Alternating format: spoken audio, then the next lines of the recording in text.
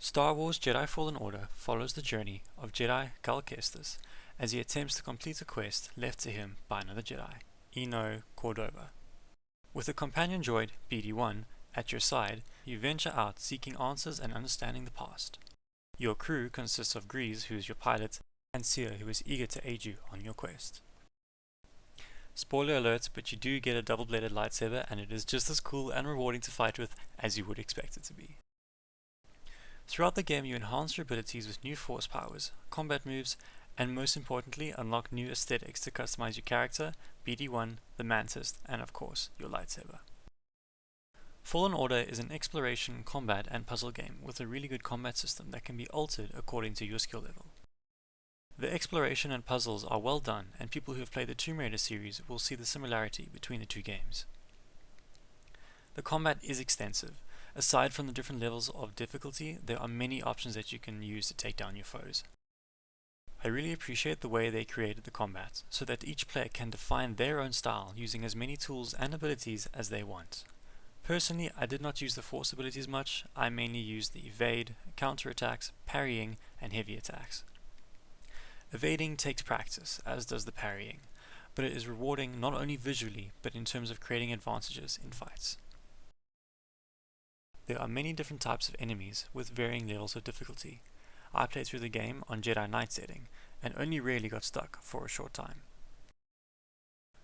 You are able to change the difficulty at any time, which is a great option to have in the game. You can switch between single or double blades at any time, with the only difference being that the combo power moves and attacks with the double blade are better for groups. I love how each planet brings new enemies with different attack styles, which at first turn you into bantha fodder, but as you learn, you would master each enemy, only to be surprised on the next planet with new enemies. The storyline is captivating and was never dull or repetitive in my opinion, and the replayability of each world is very well designed. As you unlock new abilities, you are able to explore new parts of the worlds you've already been to. This does get slightly annoying because some of the maps are massive, but with a map provided by BD-1, it is doable with some patience and time. There's a lot of aesthetics to unlock through these crates that you find. There are many bosses to fight and skills to unlock which enhance your combat ability, yet somehow the game never loses momentum. But if you wish to take time and explore, and find all the crates and secrets that each world has to offer, you can at almost any time. Exploration is rewarded with various aesthetic items, bonus experience, health, and force upgrades. There are many ways that you can customize your lightsaber. You can change the colors, the different emitters, sleeves, and even the material that it is made of.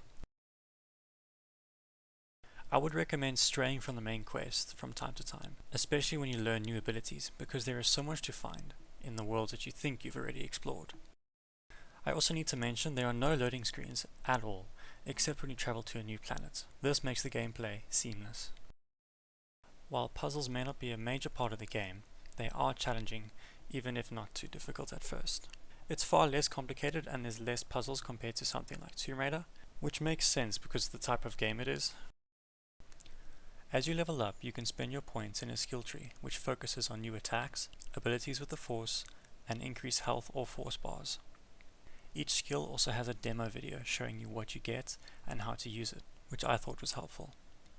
This is where the exploration helps, because you will level up more and find many upgrades which can help you in the main campaign. Dark Souls players will be familiar with the save points in the game. They allow you to spend your points on new skills, and you may rest or meditate to restore your health and stims, at the cost of respawning all enemies. My only complaint with this is I wish you could fast travel between save points like Tomb Raider allows. Overall impressions of the game were really good. The animations were incredible, and when you hit your mark in combat you feel like a powerful, unstoppable Jedi. Their environment was well designed and the game is gorgeous to look at. It has a few flaws, but they are minor at best, and they are not a deal breaker by any means. I would recommend the game to anyone who is interested just from the gameplay or just loves Star Wars. You do not need to be a pro at fighting games, or need to know much about the Star Wars universe in order to play the game. The game explains things very well and has different levels of difficulty for whoever wants to play the game. It took me 21 hours to finish the game, and then a few hours after to explore the rest of the worlds I thought I had explored. I really enjoyed this game and have almost no issues with it, and I highly recommend it.